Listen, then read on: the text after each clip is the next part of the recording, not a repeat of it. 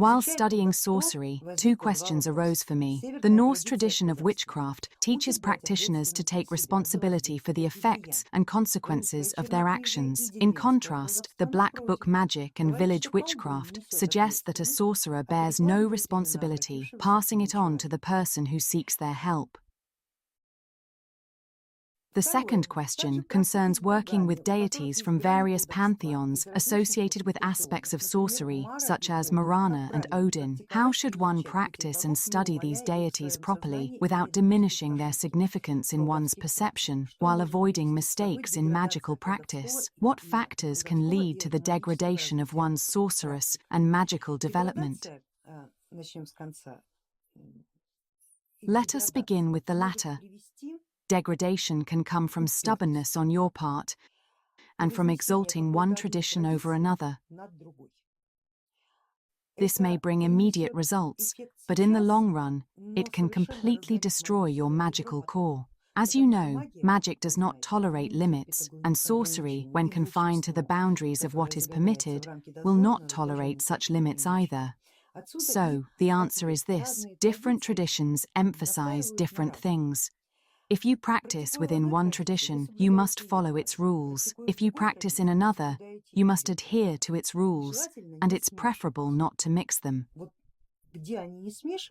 Where these traditions cannot be blended, it is better not to force them, but where they naturally merge, you will know instinctively.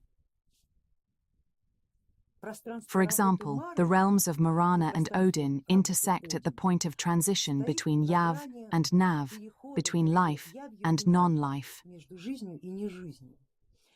There is no conflict at this level.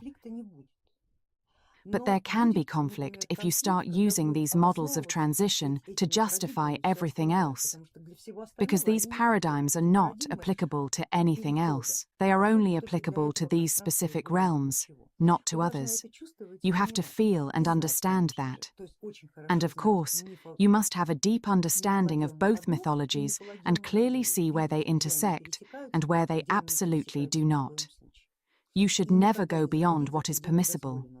Where overlap is possible, that is acceptable, and that should be reflected in your understanding. Do not try to force them to merge. They will not combine, at least not by your will.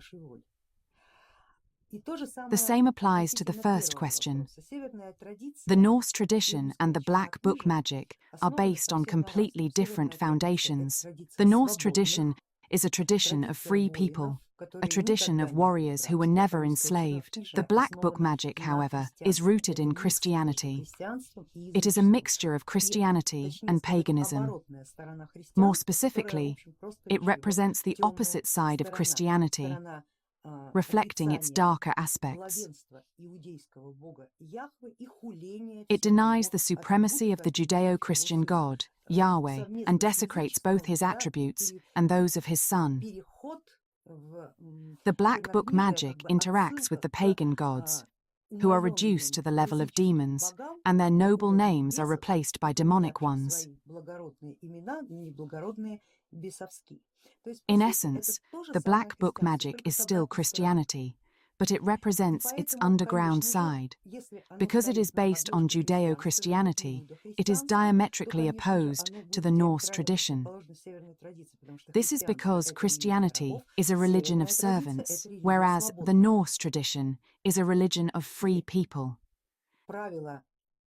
And the rules for transferring responsibility are also different. A servant will always pass responsibility to someone with more rights, or to another servant, which amounts to the same thing in this case. Being a servant oneself, the person who practices within the Christian or Judeo-Christian tradition, even in the realm of Black Book magic, does not escape their nature. They remain a servant, and they serve their new masters just as they did the old ones,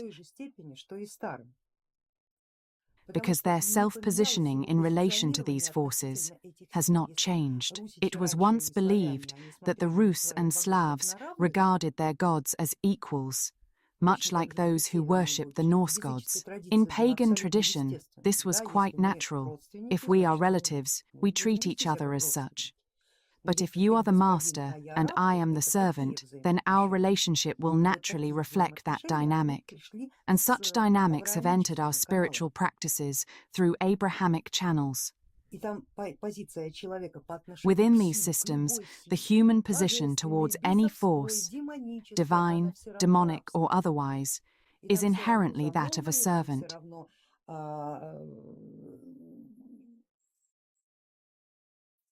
And the concepts of atonement, payoffs, ransoms, and sacrifices for redemption come precisely from the Judean desert.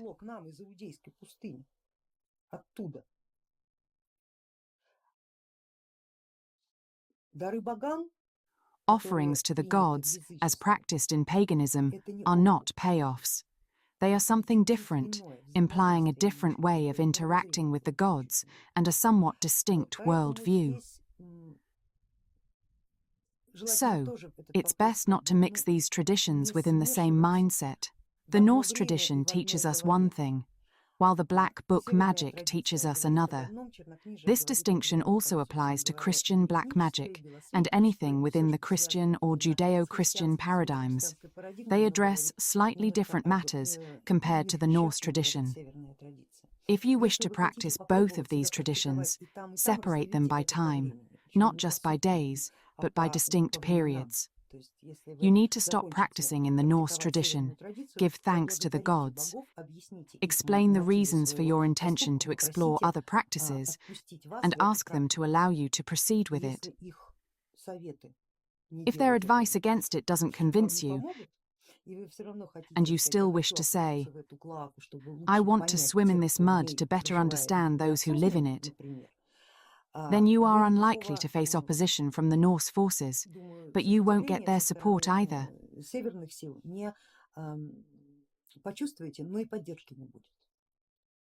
After all, what's to stop someone from sinking into the gutter? Let them dive in if they really want to, but they must face the consequences. Because a warrior must understand the consequences of his actions. That's his responsibility. So, if you have clarity and understanding, you will not face degradation.